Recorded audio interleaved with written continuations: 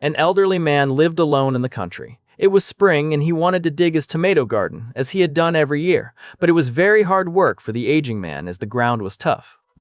His only son, Sam, who used to assist him, was currently in prison. The elderly man wrote a letter to his son and described his predicament. "Dear Sam, I am feeling pretty bad because it looks like I won't be able to plant my tomato garden this year. I'm just getting too old to be digging up a garden plot. If only you were here, my troubles would be over. I know you would dig the plot for me. Love, Dad." A few days later, he received a letter from his son. "Dear Dad, you can't dig up the old garden. That's where I buried all the cash. Love, Sam." At 4 in the morning the next morning, FBI agents and local police arrived at the elderly man's house and dug up the entire area. However, they didn't find any money, so they apologized to the elderly man and left. The next day, the elderly man received another letter from his son. "Dear Dad, I'm sure my old buddies have helped with the garden by now. Go ahead and plant the tomatoes. That's the best I could do under the circumstances. Love, Sam." Larry, an avid hunter from Mississippi, walked into the local bar one evening and bragged to everyone about his hunting skills. Larry was undoubtedly a good shot, something all the locals knew. However, on this evening, there was a hunter from out of state in the bar.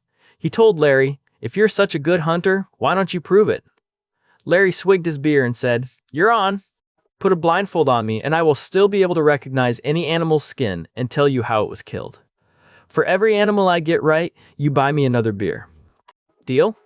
The other hunter thought that there was no way Larry could pull this off, so he agreed to the bet. A small crowd was gathering around them, all excited to see how this would turn out. The bartender put a blindfold on Larry and made sure that it was secure, and then they walked him over to his first animal skin.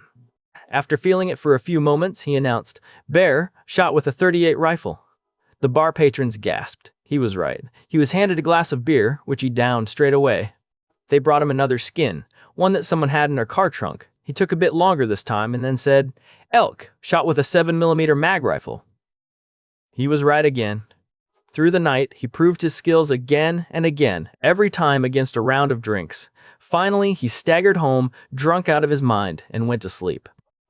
The next morning, he got up and saw in the mirror that he had one heck of a shiner. He said to his wife, "I know I was drunk last night, but not drunk enough to get in a fight and not remember it." "Where did I get this black eye?" his wife angrily replied. "I gave it to you. You got into bed and put your hand down my panties.